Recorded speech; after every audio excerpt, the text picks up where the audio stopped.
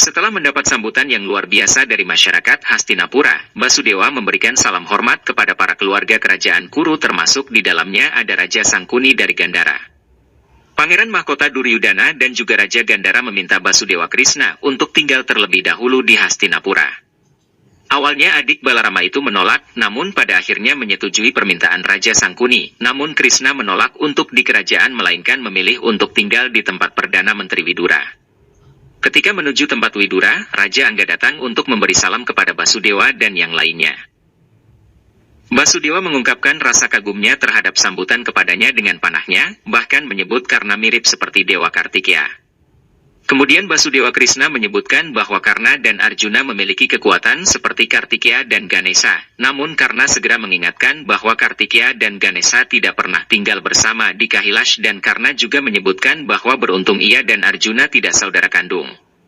Ketika dijamu di tempat Perdana Menteri, Basudewa Krishna kembali menunjukkan keajaibannya dengan mampu mengubah makanan pahit yang dihidangkan menjadi manisan.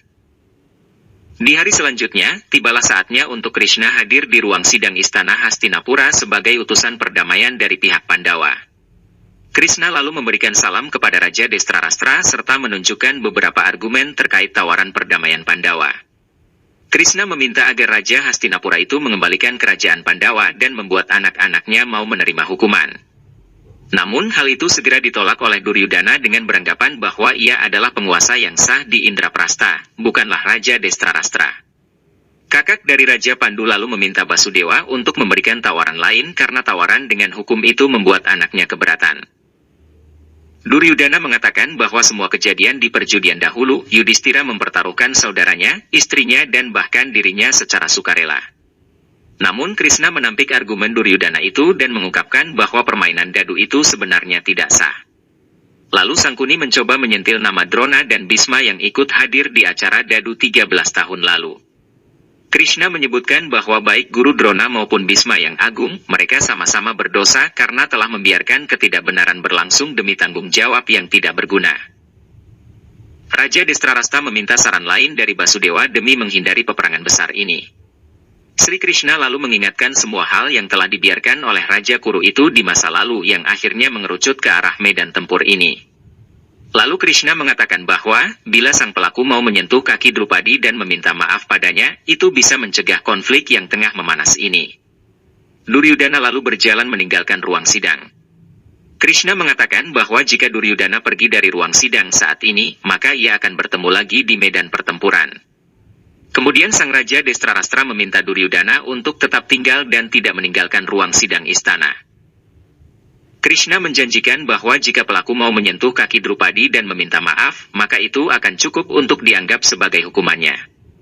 Karna berkomentar terkait usulan Krishna, dan Basudewa berbalik menasehati Karna untuk memutus komitmen dengan Pangeran Kuru dan kembali kepada kebenaran hatinya untuk memulai hidup barunya. Namun Raja Angga itu bersikukuh untuk menjaga komitmen pertemanannya dengan Pangeran Duryudana. Selanjutnya Raja Destrarastra meminta Krishna untuk memberikan tawaran yang lebih masuk akal. Basudewa Krishna lalu memberikan tawaran agar sang raja memberikan kekuasaan mutlak atas 5 kota kepada para Pandawa. Tidak ada ampunan, tidak ada hukuman, tidak ada kerajaan, tidak ada kekayaan. Kalau begitu berikan pada Pandawa kekuasaan mutlak atas 5 kota yang mulia. Hanya 5 kota. Raja Angga Karna meminta kepada sang pangeran untuk menerimanya, begitu juga dengan Perdana Menteri Widura, Bhisma, dan juga Guru Dorna. Namun, Raja Gandhara Sangkuni menganggap bahwa hal itu sebagai bentuk kesempatan untuk para Pandawa mengumpulkan kekuatan, dan ketika sudah kuat, maka bisa saja untuk menyerang Hastinapura. Guru Drona meminta kepada Raja Destrarastra untuk memberikannya, karena itu adalah hak raja, namun lagi-lagi sang raja menyerahkan keputusan kepada sang pangeran. Pangeran Duryudana mendapatkan dukungan untuk menerima, namun juga didukung untuk menolak. Pangeran Mahkota itu akhirnya memilih untuk menolak dan bahkan ingin menangkap Basudewa Krishna. Berpikirlah untuk yang terakhir kali sebelum membuat keputusan, Pangeran. Karena saat kau melihat takdirmu itu semakin dekat padamu nanti, kuharap kau tidak melarikan diri seperti yang tadi mau kau lakukan. Duryudana lalu memanggil para prajuritnya untuk menangkap Yadawa ini. Prajurit bersenjata masuk yang diiringi oleh prajurit yang membawa rantai besar yang telah dibuat sebelumnya. Meski melihat ancaman di sekitarnya, Basudewa Krishna tetap tenang dan tetap mengembangkan senyum di wajahnya. Prajurit yang membawa rantai besar perlahan memasuki ruang sidang istana sesuai dengan perintah dari Pangeran Duryudana. Namun, ketika hampir mendekat ke anggota sidang, tiba-tiba keajaiban kembali muncul dengan rantai menjadi berat setelah Krishna melirik ke arah rantai itu. Basudewa Krishna mengatakan bahwa hal itu dikarenakan para prajurit tidak sanggup menanggung beban dosa perbuatan jahat ini.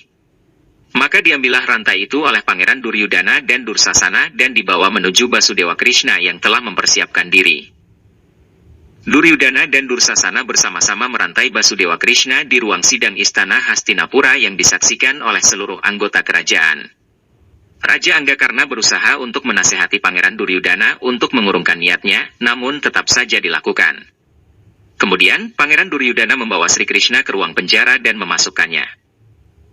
Namun lagi-lagi keajaiban Sri Krishna muncul, kali ini tepat di hadapan sang Pangeran Mahkota. Setelah mengunci pintu penjara, tiba-tiba yang muncul adalah Dursasana yang berada di ruang penjara. Hal itu membuat Pangeran Duryudana jadi ketakutan dan terkejut, kemudian ia menengok ke samping kanan dan kiri tiba-tiba sang penjaga berubah menjadi wajah Basudewa Krishna. Duryudana yang semakin bingung segera keluar kembali ke ruang sidang, di tengah jalan sang pangeran melihat seluruh prajurit kerajaan yang berwajah Basudewa Krishna. Bahkan tak terkecuali pembantu kerajaan yang tidak sengaja menabrak Pangeran Duryudana, dan lagi-lagi abdi itu juga berwajah Basudewa Krishna.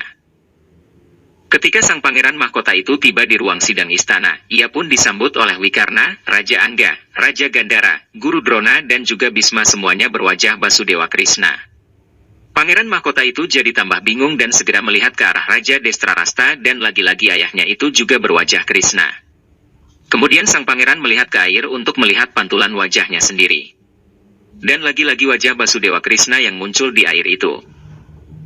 Akibat terlalu lama memandang genangan air dalam wadah yang berisikan wajah Krishna, tiba-tiba ada percikan yang membuat kaget Duryudana dan membuatnya terjatuh. Dan uniknya sang pangeran itu terjatuh tepat di kaki Basudewa Krishna. Ketika Pangeran Duryudana berdiri dari kaki Basudewa Krishna, Sri Krishna mengangkat tangannya lalu menjatuhkan dengan pelan tepat di paha dari sang Pangeran Duryudana. Seperti merasakan pukulan gada, Duryudana menjerit sekeras-kerasnya yang membuat Raja Destrarastra menjadi panik dan bertanya-tanya tentang apa yang terjadi.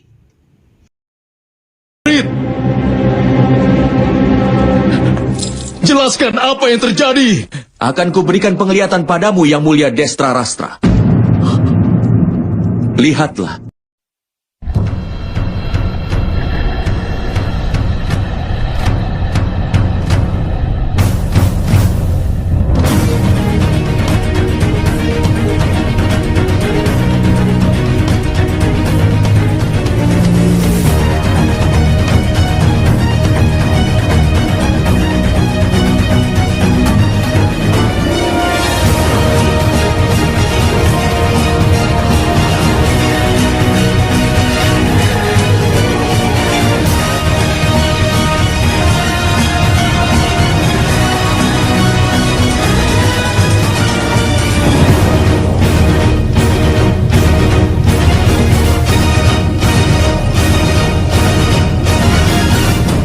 Basudewa Krishna lalu memberikan penglihatan kepada Raja Drestarastra agar mengetahui apa yang terjadi, namun sang raja baru sebentar sudah meronta-ronta tidak kuat dan tidak mau melihat lagi. Kemudian Dewa Krishna menghilangkan kembali penglihatan dari Raja Destrarastra. Sang Raja Hastinapura itu masih dalam keadaan panik dan keringat dingin mengalir di sekujur tubuhnya. Ketika Duryudana tersadar dari pingsannya dan seketika itu pula rasa sakit yang ia rasakan hilang. Ia bertanya-tanya kepada semua orang apa yang dilakukan oleh Krishna. Sang Narayani menjelaskan bahwa hal itu akan segera terjadi untuk masa depan Pangeran Duryudana. Setelah menyelesaikan tugas dan peran yang ia ambil di kerajaan Hastinapura itu, Krishna memberikan salam hormat kepada raja dan pamit untuk meninggalkan ruang sidang. Pangeran Duryudana meminta kepada Panglima Perang Bisma untuk segera mempersiapkan armada perangnya dan bersiap untuk menyerang kerajaan Wirata dan membunuh Basudewa. Perdana Menteri Widura melontarkan sindiran sekaligus tantangan kepada Pangeran Duryudana terkait rencana menyerang kerajaan Wirata dan rencana untuk membunuh Basudewa. Perdana Menteri Widura menyarankan agar Raja Destarastra datang ke tempatnya dan meminta maaf kepada Krishna, namun dilarang oleh Bhisma, dan putra Gangga itu meminta seluruh orang untuk bersiap perang dan bersiap-siap karena ajal telah mendekatinya. Biarlah perang itu terjadi. Ketika Krishna keluar dan menuju rumah Perdana Menteri Widura, datanglah Ibu Ratu Kunti dan juga Putri Gandari. Datangnya mereka berdua bermaksud untuk meminta maaf kepada Basudewa Krishna. Kemudian Basudewa Krishna memberikan petuah nasihat dan juga teguran sekaligus memberitahukan kesalahan yang telah dilakukan oleh Putri Gandari sehingga para Kurawa menjadi sedemikian rupa. Ratu Gandari mengungkapkan bahwa keberanian Duryudana itu karena adanya dukungan dari Panglima Bhisma, Guru Drona dan Raja Anggakarna. Panglima Bhisma dan Guru Drona terikat kepada sumpah dan janji mereka, sedangkan Raja Anggakarna hanya terikat janji kepada teman yang masih memungkinkan untuk dilanggar. Basudewa Krishna menimpali bahwa Raja Anggakarna memiliki keyakinan yang kuat terhadap kata-katanya dan mungkin jika ibunya sendiri yang memintanya, ada kemungkinan untuk Raja Karna memikirkan kembali keputusannya. Mendengar sebutan Ibu Karna, Ratu Kunti dibuat terkejut dan menatap Basudewa Krishna. Setelah Krishna menjalankan misinya sebagai utusan dari Pandawa untuk mengusahakan perdamaian dan menghindari perang, Krishna bertemu dengan Ibu Ratu Kunti di tempat Perdana Menteri Widura karena Krishna akan istirahat sebentar sebelum melanjutkan perjalanannya kembali ke kota Wirata. Ratu Kunti memberitahukan kepada Krishna bahwa Raja Anggakarna merupakan sosok yang baik dan tahu benar bahwa apa yang diikuti adalah sebuah kesalahan. Kemudian ibu dari para Pandawa itu meminta Krishna agar mau menasehati kepada Karna agar tidak ikut serta dalam perang. Basudewa Krishna mengatakan bahwa Raja Anggakarna berpegang teguh kepada sumpah dan kata-katanya. Namun karena permintaan dari Bibi Kunti tersebut, maka Basudewa Krishna akan berusaha untuk menasehati Raja Anggakarna. Setelah selesai di kerajaan Hastinapura, Basudewa Krishna menyempatkan diri untuk mengunjungi rumah Adirata dan Rada. Setelah salam penghormatan, ibu dari Karna itu menjelaskan bahwa Raja Anggakarna tidak ada di rumah karena tinggal di istana. Basudewa Krishna mengatakan bahwa ia tahu bahwa Karna akan pulang hari ini. Basudewa Krishna memuji keluarga Rada dan Adirata karena telah mewariskan kebaikan kepada Raja Anggakarna. Namun Ibu Rada merasa gagal setelah putranya memutuskan untuk menjadi teman dari Duryodhana. Tidak lama setelah itu, kata-kata Basudewa Krishna terbukti dengan datangnya Raja Anggakarna dengan kudanya. Basudewa Krishna dan juga Raja Anggakarna bertemu empat mata untuk membicarakan sesuatu. Adik dari Balarama itu membicarakan tentang kebenaran dan juga hak dari seorang manusia. Tidak lupa Krishna juga menyinggung soal kelahiran karena sebagai raja dan Duryudana sebaliknya, karena tersenyum dan mengatakan bahwa Pangeran Duryudana pantas sebagai raja karena merupakan putra raja sedangkan ia di posisi sebaliknya. Basudewa Krishna menjelaskan bahwa Raja Anggakarna tidak tahu tentang kelahirannya. Sri Krishna juga menyebut bahwa Raja Anggakarna adalah putra dari Ratu Kunti dan ayahnya adalah Dewa Surya sendiri sehingga selama ini ia telah mewarisi kekuatan dari Dewa Surya. Hal itu juga disangkutkan Krishna bahwa Raja Anggakarna telah lahir dengan dua anting-anting dan perisai dari Dewa Surya. Rada yang tengah memasakkan makanan kesukaan karena segera keluar rumah dan menemui putranya itu. Karena menanyakan apakah ia benar anaknya atau tidak, dan tentu saja Rada segera menyambutnya dengan mengatakan bahwa karena adalah anaknya, dan bagaimana mungkin ia tahu apa makanan kesukaannya kalau ia bukan putranya sendiri. Kemudian Raja Anggakarna mengumpat Sri Krishna sebagai pembohong karena telah menjelaskan bahwa Rada bukanlah ibu yang melahirkannya. Hati itu, dia mencoba menyesatkanku, Bu. Dia bilang seluruh hidupku adalah sebuah kebohongan. Katanya kau bukan ibuku. Itu yang dia katakan, Ibu. Tidak ada yang bisa memisahkan kita. Kau adalah putraku, kau anakku. Sejak masa kecil, aku selalu dekat pada Dewa Surya. Aku bisa melihat langsung matahari yang terik, di mana orang lain berusaha untuk menghindari matahari tersebut. Tidak peduli seberat apapun perasaanku. Tapi setiap kali aku melihat matahari, aku bisa merasa langsung tenang.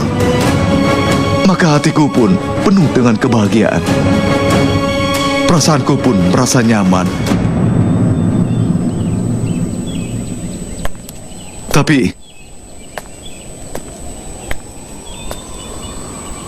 Tapi itu semua bukan berarti bahwa aku adalah anugerah dari Dewa Surya, kan, Bu? Tidak, nak. Cobalah kau ingat. Coba kau ingat. Saat kau masih kecil dan aku pergi mengambil air, aku yang selalu menjagamu. Kau menangis saat aku berdiri di dekat sumur. Ya, Kalau kau bukan putraku, mana mungkin aku bisa dengar saat kau menangis. Aku adalah ibumu, nak. Bagaimana dia bisa bilang bahwa kau bukan anakku, bahwa kau bukan putraku? Bagaimana bisa dia mengatakan itu?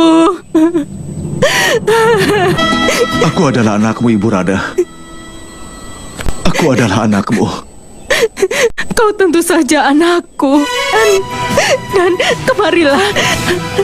Lihat ini anakku. Sangat kecewa dan sangat terpukul setelah mengetahui keadaan yang sebenarnya, ia bertanya-tanya kepada ibunya untuk memastikan kebenaran dari kelahirannya. Tiba-tiba Adirata muncul dan menceritakan tentang ditemukannya seorang bayi kecil di dalam keranjang anyaman di pinggir sungai Gangga dan bercerita tentang keluarga Adirata dan Rada yang tidak memiliki anak sehingga berdoa kepada Dewi Gangga. Setelah mendengarkan apa yang dikatakan Rada dan penjelasan dari Adirata, karena pergi meninggalkan mereka semua yang membuat Ibu Rada bersedih. Di Hastinapura, Basudewa Krishna telah menyelesaikan tugas dan tanggung jawabnya. Kini, Sang Narayani itu berpamitan dengan Perdana Menteri Widura, istrinya, dan juga Ibu Ratu Kunti.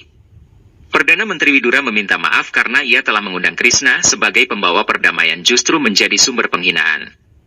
Dan Ibu Ratu Kunti yang masih dalam keadaan bimbang, diberi saran oleh Basudewa Krishna untuk mengungkapkan perasaannya kepada seseorang secara langsung dan pribadi. Hal itu tentu akan menjadi sebuah pertimbangan untuk orang yang dituju. Kemudian Basudewa pamit dan meninggalkan kerajaan Hastinapura dengan menyisakan kata perang yang mutlak akan terjadi. Di pinggiran sungai Gangga, Raja Anggakarna tengah memikirkan segala yang telah diungkapkan padanya.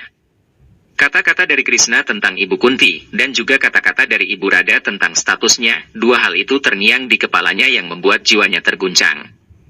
Rusali datang menghampiri Raja Anggakarna untuk menghibur dan memberi saran sekadarnya, salah satunya dengan secara langsung menanyakan hal itu kepada Kunti. Karena masih begitu galau dengan keadaan, mengingat Arjuna yang telah ia anggap sebagai lambang dari penghinaan padanya, dan keinginan Karna untuk mengalahkan dan membunuh Arjuna, namun fakta yang ada adalah Arjuna merupakan adiknya sendiri. Pada gelapnya malam, karena tidak bisa tidur, ia pun memilih untuk berjalan-jalan di tepian sungai Gangga dan bertemu dengan bunga lotus. Di tempat lain, di Hastinapura, Ibu Ratu Kunti juga tidak bisa tidur memikirkan keadaan yang muncul, ia juga hanya ditemani bunga lotus di kamarnya.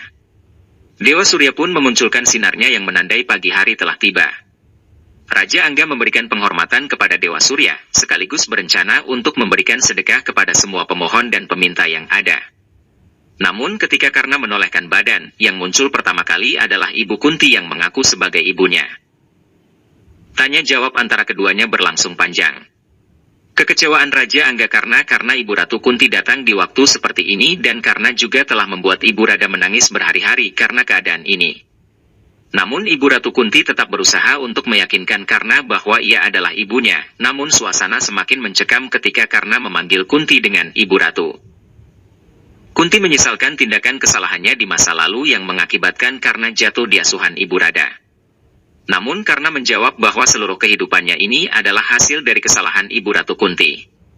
Karena saat ini berada di posisi yang sulit, ia harus berjuang di pihak Duryudana, dan di sisi lain lawannya adalah adik-adiknya sendiri yang tidak tahu bahwa Karna adalah kakak tertuanya. Karna berharap kepada Ibu Ratu agar tidak memberitahu ini kepada kelima adiknya, karena jika mereka tahu, maka mereka akan menyerah. Ibu dari kelima Pandawa itu bertanya kepada Raja Anggakarna mengapa ia tetap memihak kepada Duryudana meskipun ia tahu bahwa Duryudana melakukan hal salah. Karna menyahutinya bahwa hal itu ia lakukan karena sebelumnya Duryudana melakukan hal yang benar. Duryudana mengesampingkan kasta dan menawarkan persahabatan ketika di arena melawan Arjuna, dan itulah yang membuat Karna terikat. Bahkan hal seperti itu tidak pernah dilakukan oleh panglima berpengalaman seperti Bhisma, guru yang berpengetahuan tinggi seperti Dorna, bahkan oleh Kunti yang merupakan ibunya. Sebelum Karna pergi meninggalkan Ibu Ratu Kunti, ia memberi janji kepadanya bahwa hanya akan ada satu putra Kunti yang akan mati.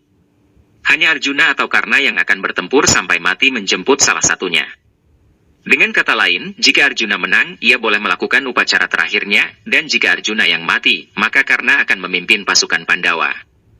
Lalu Karna membungkuk untuk menyentuh kaki Kunti, sang ratu yang semakin tenggelam dalam kesedihannya, tangannya mencoba memegang kepala Karna namun sudah terburu ia bangun dan pergi.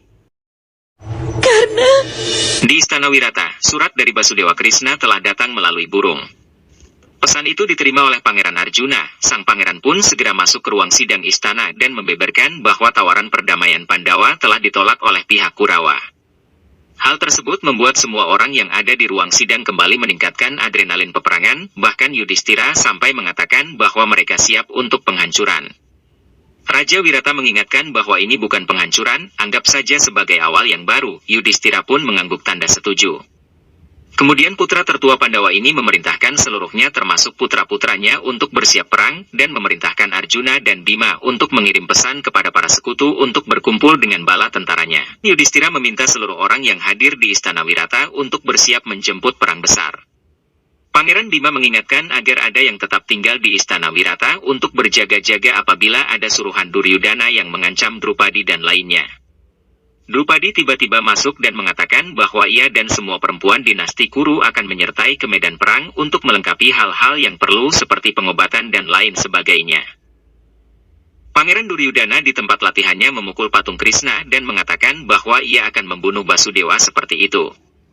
Karena datang untuk menenangkan dirinya, namun Duryudana semakin naik pitam dan memaki-makinya karena Raja Angga hanya diam ketika penghinaan oleh Basudewa di ruang sidang Hastinapura. Raja Angga karena memberi kabar bahwa tantangan perang sudah dikirim dan agar bersiap menghadapi perang. Disusullah juga oleh Sangkuni dan Dursasana dan mengabarkan kepada Pangeran Duryudana agar bersiap menjemput kemenangannya karena kekuatan yang sangat kuat berada di pihaknya.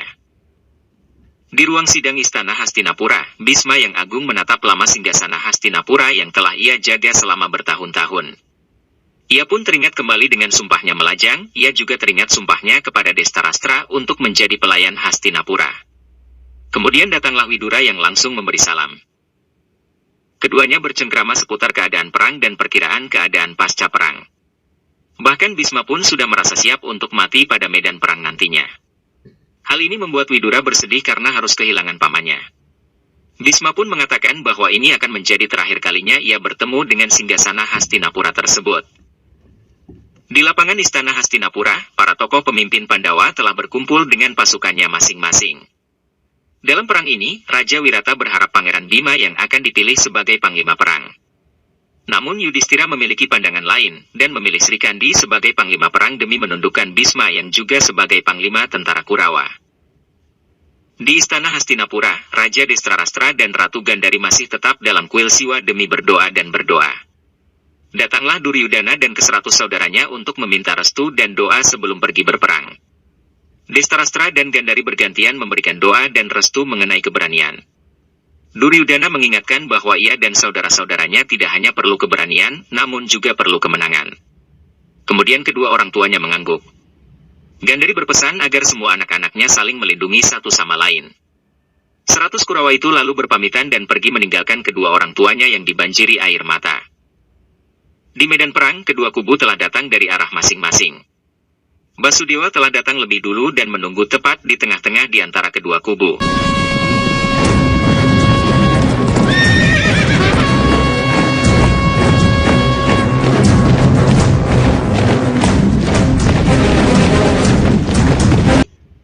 Para tokoh kedua kubu menghampiri ke arah Basudewa. Basudewa memulai percakapan dengan menjelaskan betapa sakralnya tempat yang dikenal dengan Samantha Pancaka ini, di mana tempat ini pula yang menjadi saksi para Surama membunuh orang-orang fasik. Hingga membuat 5 sungai darah di sekeliling tempat ini. Basudewa, daerah Kurusetra ini adalah daerah kebenaran. Silahkan beritahu yang lain. Kapan kita berkumpul untuk berperang? Temanku Drupadi sudah memutuskan hari yang tepat untuk itu. Hari di mana bintang-bintang Kritika dan Rohini berbaris selaras. Pada bulan lunar ke-9 di hari yang ke-14 dari bulan itu. Dan itu artinya adalah 3 hari dari sekarang. Baratayuda akan dimulai.